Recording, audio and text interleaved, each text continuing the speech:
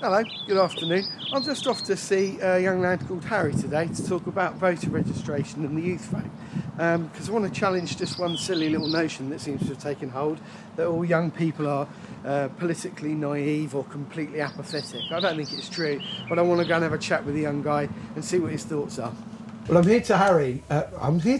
You are? Yeah. I'm here chatting to Harry about voter registration and the youth vote today. Look, your political story, not to put too fine a point upon it, it's a bit weird, isn't it? I mean, your voting record is sort of all over the place. Do you want to explain a little bit? I think it started a bit weird. Right. But it's kind of back on track now.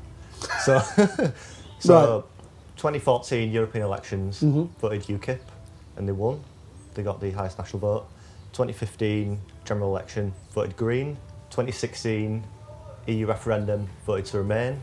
And this time I'm going to be voting Labour. You voted for UKIP, who got the largest national vote for MEPs and stuff, to effectively try and start the process of getting out to get people on side. But the interesting bit is then you voted Remain, and they're relatively close to each other. What, 2 years apart or something along those lines?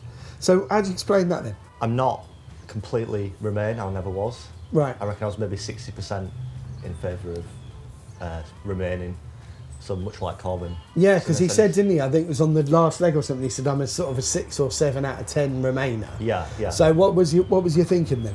I wanted to remain in the sense that the laws that the EU kind of have on us with regards to things like food and the trading laws and things like that, things that protect us basically. I was really keen to keep them, but I'm not particularly satisfied with the EU as a concept. The idea of having a single currency and having an elected chamber goes against exactly what I believe in, so that's kind of why I wasn't completely sold on the idea of remaining. I think the process of voting is actually quite significant. The way in which I voted is as significant as what I voted. So like, for example, this time I know I'm going to be voting Labour. There's a lot of substance behind it, and I've done my research, I know what I'm voting for. There's no chance I'm going to be voting for anyone else in that polling booth. But when I voted UKIP, I had to actually stand there and think about it. I think that's probably more in line with the mainstream. Like, people in reality haven't decided who they're going to vote for. And almost until the point in which they're in the booth, not even the day, like the minute, as it were. Yeah. I've certainly done that when I've been gone into a polling booth and thought to myself, I'm tossed up between one of 3 candidates, and almost wanted to kind of flick a coin. I mean, certainly 2010, it was like... Do you know what I mean? It's like, which one of you likes to take that? I'll go with that one. 2010 was pretty bad in terms of mainstream parties. Like, the only alternative really was to vote Lib Dem. But in 2015, what the Tories were offering and what Labour were offering was basically the same thing. Like, what Labour were offering was the same as the Tories, but just kind of a little bit less. The interesting thing is, looking at Theresa May's actions over the last year and a half, 2 years, obviously both as Home Secretary but then as Prime Minister, it's actually fairly close to what Ed Miliband was proposing anyway. Or am I wrong here? Do you think that's not? No, I think that's completely the case. In fact, in the campaign in 2015, George Osborne can just announce something completely out of the blue, and then, like, I don't know, like, people have to wait a week for the benefit payments. Yeah. And within minutes, Ed Balls was out there saying, yeah, it's fair enough. It's like, right, he's supposed to be offering an alternative. But now you don't think that's the case? No. You think this general election, there is an ideological difference, yeah? With the leader and the leadership and probably the shadow cabinet, but I don't think that with the MPs, the Labour MPs, backbench MPs. I still think a lot of them have got a lot of ideological things in common with the Tories and the PM. I mean, let's think this one through. Is that a case of, in the unlikely event, and come on, let's be brutal, it's unlikely, right? The Labour government were voted in, you could have this weird situation where it's like, yeah, we got the power, let's put the manifesto into place. Right. And a lot of the MPs go, I don't really want to do that. Labour's like a little coalition within itself. So on the left, you've got like John McDonnell, Jeremy Corbyn, kind of like centre-left. Yeah. And then from there, you've got like people like Peter Mandelson and Tony Blair, obviously aren't in the party anymore, but people like them. I guess Liz Kendall would be a typical example of that sort of. And Annie Burnham kind of in the middle. Yeah. So they're a broad church, they've kind of got everything. Well, that's what they used to say about Labour, isn't it? Labour is a broad church, but now it's kind of like Labour is 2 churches Right. Well, they could There's easily not split. much in the middle, maybe. Right. Jeremy Corbyn could be the leader of kind of a more left movement, Yeah, like with the Greens and kind of that area. yeah. And someone like Liz Kendall could easily take on a more centre Blairite movement. One thing which keeps cropping up, and we were talking about this a little bit earlier, weren't we, is the idea that I think most people are very much based in the way in which they are going to vote, if they're doing it at all beforehand, on the leader, not the Right. party. But obviously, I don't know how many people understand that you're voting for a constituency MP. We are really essentially voting for a Tory government or a Labour government, so it kind of doesn't really matter who you vote for your local MP. You are essentially voting for. It's not like it's a coalition like we have in Germany or Yeah. somewhere else where there might be an opportunity to get another party in where that would make more sense.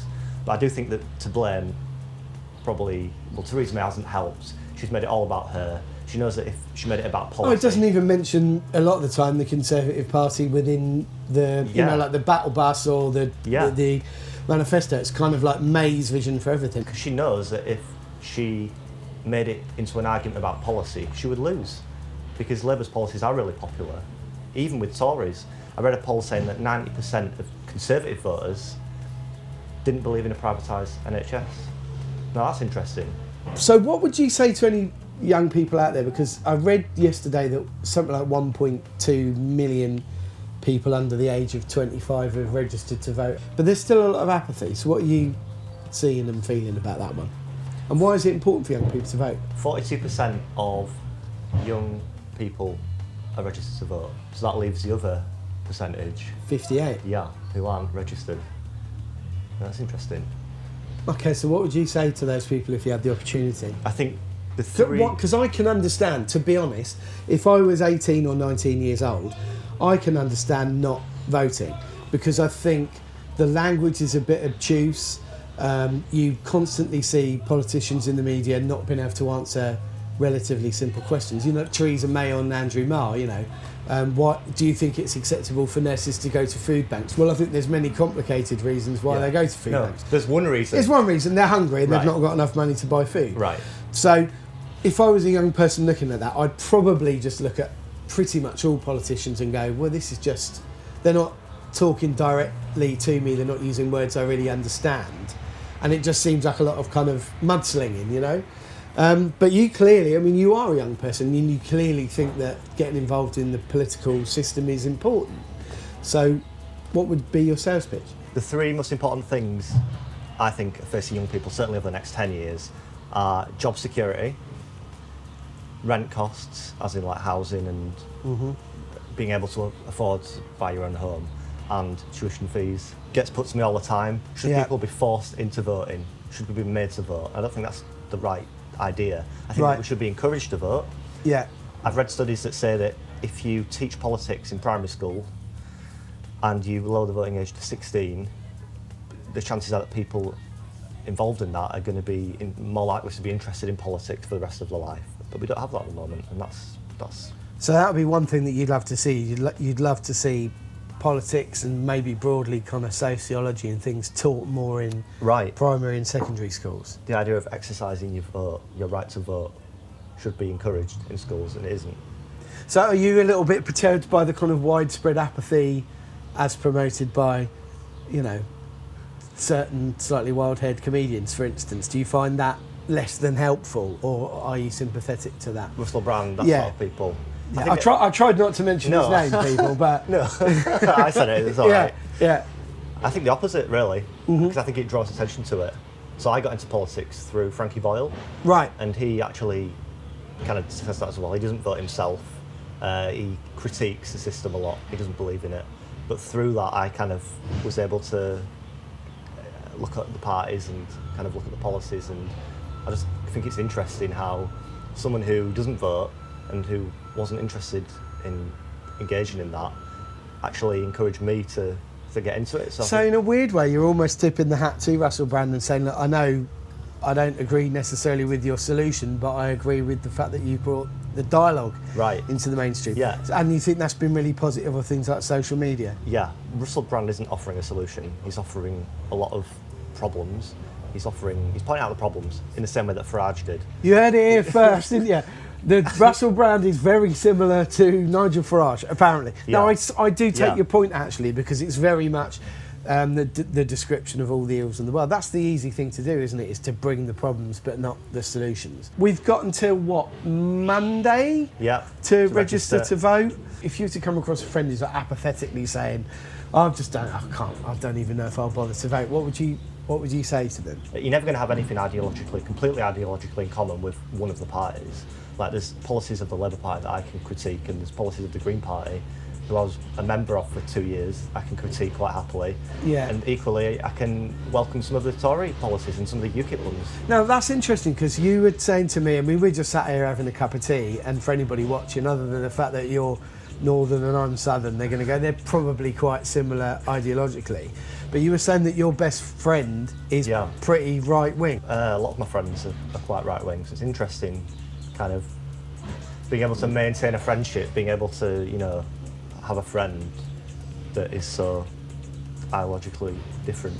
So, I mean, for some people would listen to that and go, what are you doing? Why didn't you get some proper socialist friends? I have a lot of them as well. So right. It's fine. Right, okay. But how do you resolve your political discussions with your friends who don't necessarily see eye to eye with you ideologically? I think that we've discussed the things that we don't agree with, which is actually quite a good thing to do, rather than just arguing about things that you disagree with. It's actually better to actually say, look, we don't agree with this, let's just leave that. And have you ever found yourself being shifted in your thinking? Maybe the Trident thing is probably the big one, really, because I'm completely anti-Trident, but I do see the case made for having Trident. Right, so the classic deterrent sort of argument, you can see it, yeah? And there's so many like that I can see the other side, and I think that's important, to actually not just close yourself off to other people's opinions, to actually say, look, I understand why you reached that opinion, and I hope that you would do the same thing with me. Well, listen, thanks for coming and have a cup of tea. I shall raise my mug to you, my Tory blue mug. Tory blue mug. Just voting green again, I see. Thanks for coming and speaking to us. Anybody watching and you found it at all interesting and you haven't registered to vote, you have until Monday to do it. Please do it. It's really important. We need young people to be actually in the conversation, you know. It's not going to be too long before I'm going to need one of you lot to push me around a nursing home. So, you know, get involved. Thanks, mate. See you later. Cheers.